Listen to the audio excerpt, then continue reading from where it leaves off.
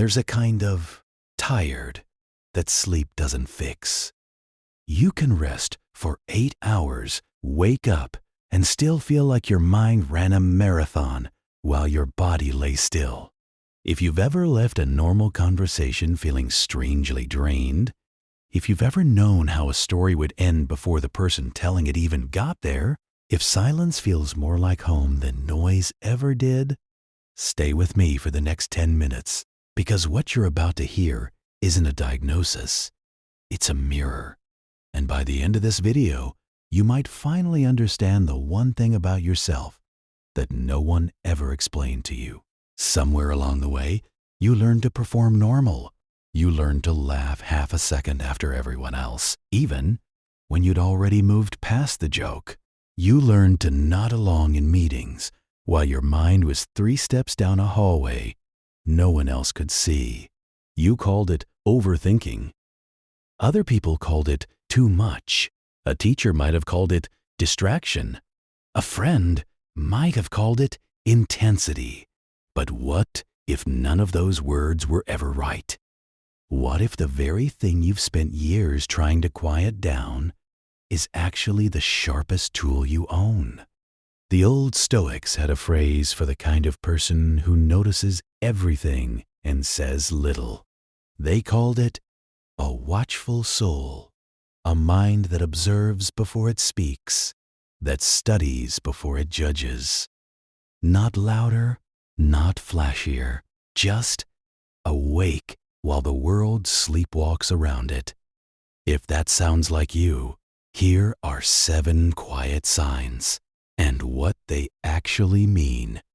Most people form an opinion and immediately defend it, like it's a flag they've planted in the ground. You do something stranger. You attack your own opinion first. Before a thought ever leaves your mouth, it's already been cross-examined. You've found the holes in it. You've argued the other side better than your opponent could.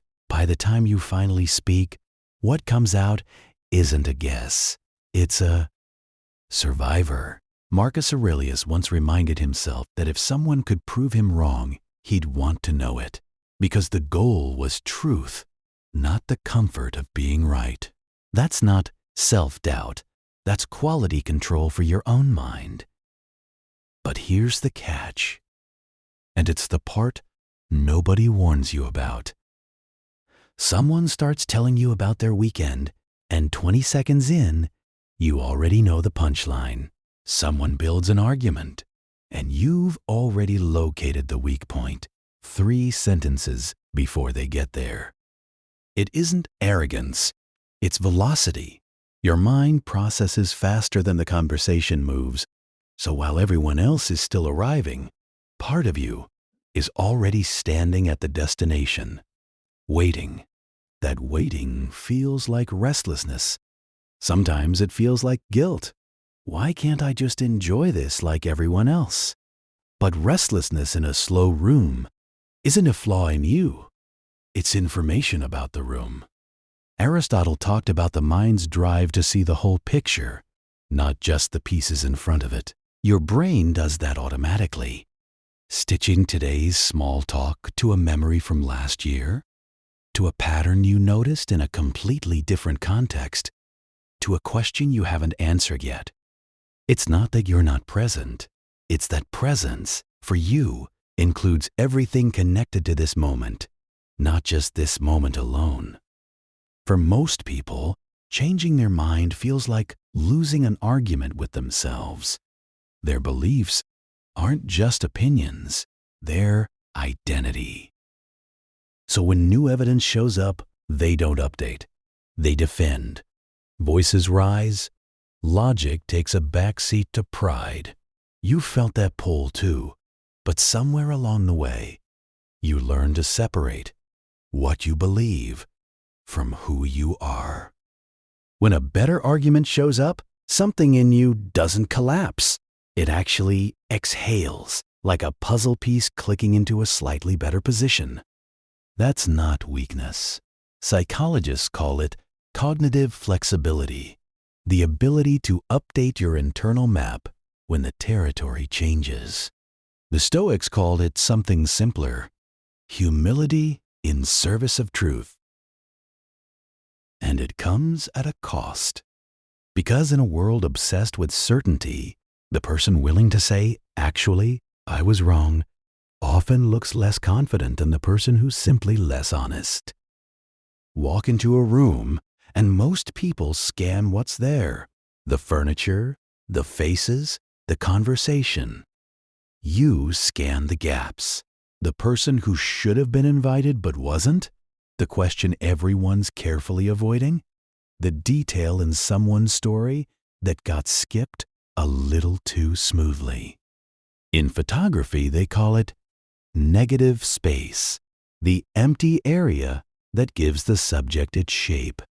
You read people and situations the same way. What's not said often tells you more than what is. This is why you are hard to fool. Not because you're suspicious of everyone, but because you instinctively ask, what part of this picture isn't being shown to me? It can feel isolating, because by the time something obvious surprises everyone else, you've usually already adjusted for it quietly, weeks ago.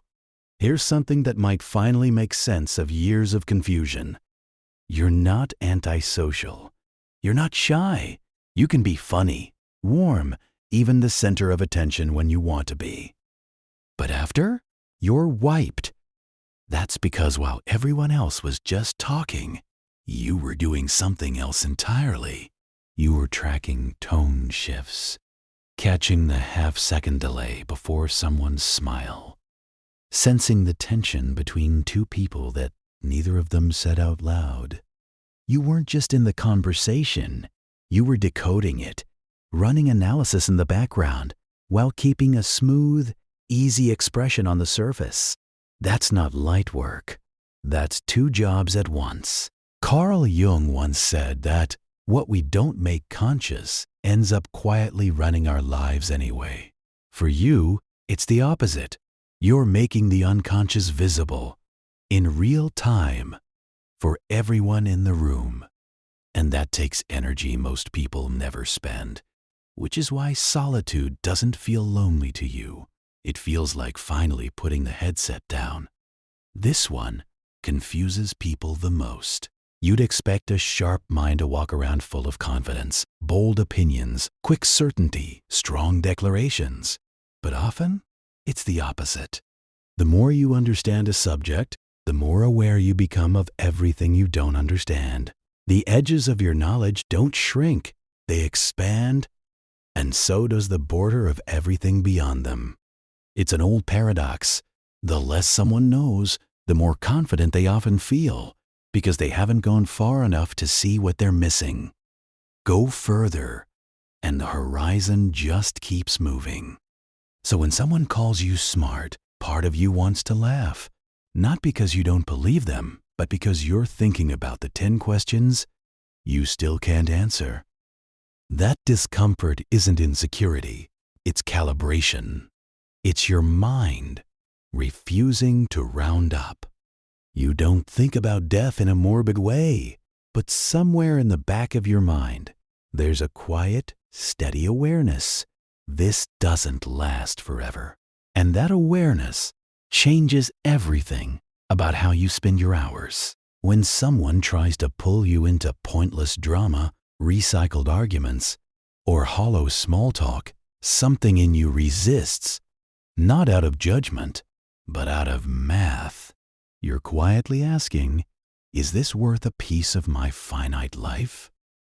Marcus Aurelius used to remind himself that he could leave this life at any moment, and that the thought should shape everything he did and said right now, not to scare himself, to focus himself.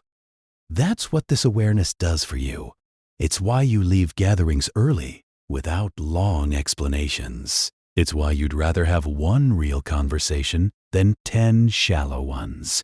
It's why busy has never impressed you. Only meaningful does. People might call that intense, but really, it's just respect for the only resource you can never get back. So, look at the whole picture now. A mind that debates itself before anyone else can, that moves ahead of the room, that can change direction without falling apart, that sees the empty spaces, that works overtime just to be present, that doubts its own certainty, that treats every hour like it matters, because it does. None of these are separate quirks. They're facets of the same thing. They're what happens when a mind refuses to run on autopilot. The Stoics didn't see this kind of awareness as a burden to escape. They saw it as the entire point, the difference between a life that happens to you and a life you actually witness while living it. If you recognized yourself in even half of what you just heard, here's the truth nobody told you growing up. You were never too much. You were never too sensitive, too slow to answer, too intense for the room. You were just early to notice, early to understand, early to feel the weight of things other people won't feel until much later. That's not a flaw to fix. It's a frequency to tune into, on purpose, with people and ideas and moments that can actually meet you there. The world doesn't need you to get quieter. It needs you to stop apologizing for being awake. If this felt like it was written about you, there's more where this came from. Subscribe, and let's keep going deeper. One quiet truth at a time.